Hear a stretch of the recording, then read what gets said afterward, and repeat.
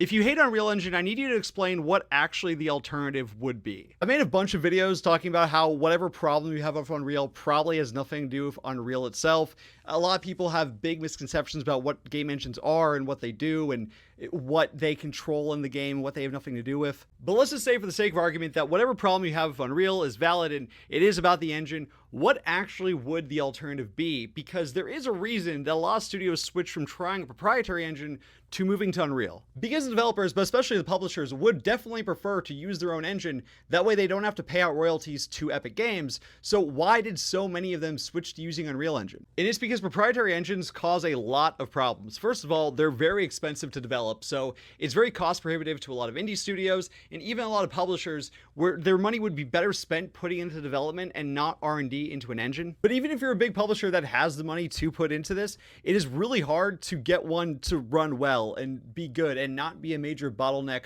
for development. Square Enix is a perfect example of this. Part of the reason why Square Enix's development times during the PS3 and PS4 generation got so astronomically long was because they were trying to make their own proprietary engine work, and it was just leading to a lot of bottlenecks and a lot of problems. But ever since switching to Unreal Engine, we have seen their development times get a lot faster, and now they're putting out games at a pretty decent pace. Sometimes you strike gold. The RE engine that Capcom uses is great for them, and the Decima engine that some PlayStation studios use is great for them, but those are outliers. Like, most proprietary engines just didn't work out. And besides Unreal Engine, there's really not too many other public engines. There's Unity, which some indie developers use, but like that also has its own problems. So there really isn't another option except for using Unreal unless you have a lot of money for R&D and it just happens to work out for you.